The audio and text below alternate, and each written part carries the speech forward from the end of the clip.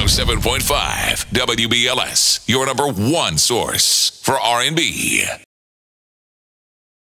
You did a hell of a lot of writing, and you did a lot of been featured a lot with Dave Chappelle when he was up and going, man. You miss it? Miss the show? Yeah, I miss doing that, but how can I put it, man? What I've been doing is more than a replacement for me, because this is my show that I've been traveling the world with, and you know, I've been having a lot of fun, man. People have been coming out. They're coming out to see Charlie Murphy, so that's you know, that says it all for me. You know what I'm saying? And I've been having a blast doing it. Yeah, I can see.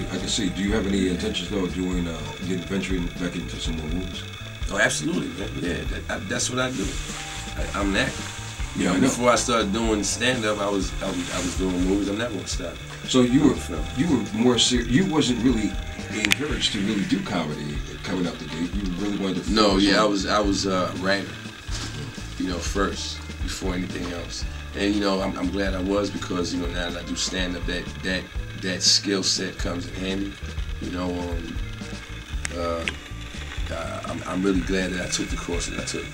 It's so surprising because everyone initially, when they want to kind of break into any aspect of the industry, they're always thinking about being in the front first.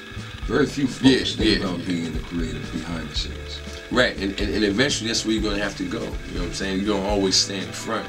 Well, if you want to stay in the game, you're going to get to a certain age or whatever, it's going to be like, yo, you know, nobody's checking for you no more. You're ugly. Everybody runs that course. You get behind the camera. That's when you get behind the camera. You start producing and creating, you know.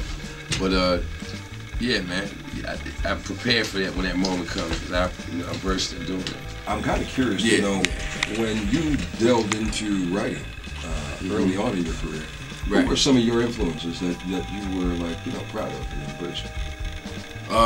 As far as writing, I didn't have any heroes in writing. My interest in writing, you know, was derived from me just being around an artistic community every day. You know what I'm saying? I was around people every day that were artists, and I felt like, you know, like, wait a minute, it's something in me that I can do. You know, what is it? You know, and I picked the pen up and I started taking classes on it and reading books on it. And that deep. Yeah, and I started noticing that I had a talent, and I saw my first screenplay. The very first one I wrote, they gave me a very false sense of reality to it. Because it was 10 years until I sold the next one. Wow. But I sold the very first one I wrote. At what age?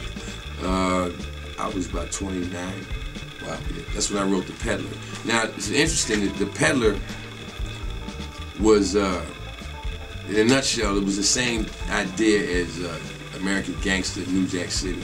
Really? Yeah. But I wrote this 15 years before they did those, and where I went wrong was I had attached a person to it who they wasn't cool with them playing a gangster, and that was my brother. That's when he was doing Beverly Hills Cop, the first one, and the first, you know, his first 48 hours or whatever. So at that point, you know, they were like, we don't want him to play a gangster. Something totally different. Yeah. But in all actuality, I wish he would have did it, because, you know, these days guys make moves like that. Look at Jamie. You know, they make moves like that, man.